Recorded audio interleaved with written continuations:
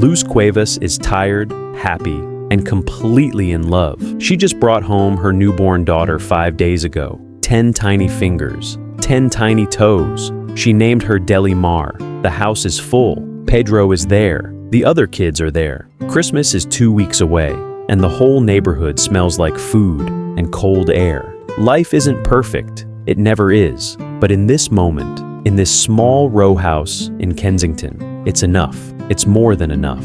Delimar is sleeping in her crib upstairs, and for just a few days, everything is exactly as it should be.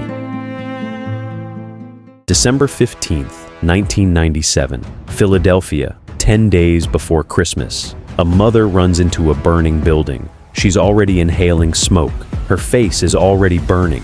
She gets to her baby's room, pushes through the door, and finds an empty crib. The window above it is wide open. On a freezing winter night, before she can make sense of it, the fire takes the room. She gets out. She saves her other children, and she stands in the street screaming in Spanish, while flames pour from the second-floor window. When firefighters put the fire out, there is nothing left inside the crib. No remains, no body. The fire marshal writes in his report, DOA, 1 female, approximately 1 week old. The medical examiner concludes the infant has been completely consumed by the fire. Case closed, ruled an accident, an overloaded extension cord on a space heater.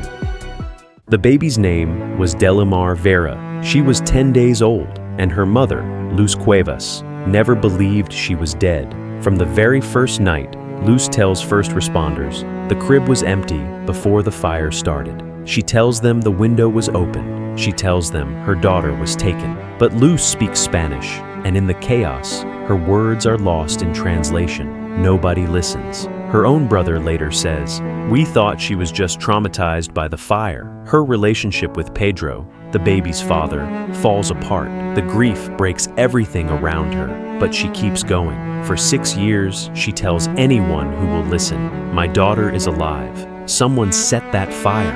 Someone took her." 6 years of being ignored. 6 years of everyone calling her a grieving mother who can't accept the truth. January 2004, a birthday party in the same tight-knit Philadelphia neighborhood where Luz has always lived. There's a little girl there she doesn't recognize, 6 years old, brunette, and she has these deep, unmistakable dimples, the same dimples as Luz's oldest son. The resemblance stops her cold. She doesn't panic. She doesn't accuse anyone.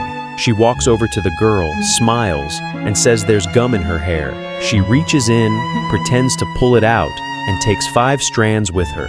5 strands of hair. She hands them to investigators and asks for a DNA test.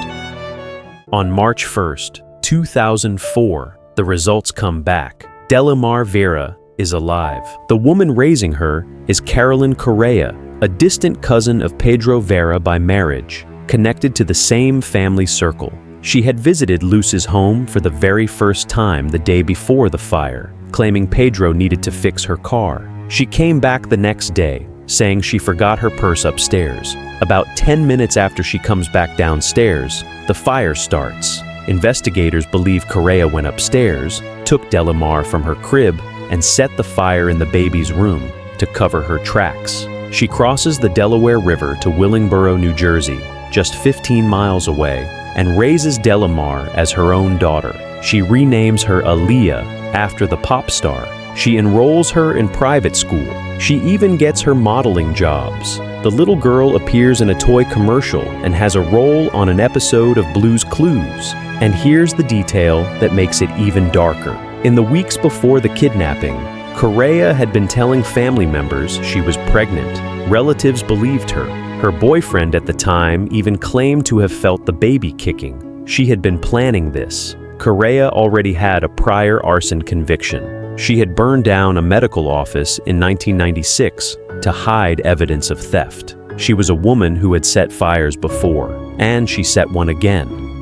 Carolyn Correa turns herself in to Philadelphia police the very next day after the DNA results come back. She is charged with kidnapping, arson, assault, and concealing a child. In 2005, she pleads no contest. The judge calls her actions truly monstrous and sentences her to 9 to 30 years in prison. Delimar, who had spent 6 years believing she was Aliyah, is briefly placed in foster care before being reunited with Luz and Pedro. Luz's first words after seeing her daughter for the first time in 6 years: "She called me mommy. She accepts me." The woman who stood in the street screaming into the smoke. The woman who never signed a death certificate, never held a funeral, never let go. The woman who pulled 5 strands of hair at a birthday party and brought her daughter home. Luz Cuevas was right all along.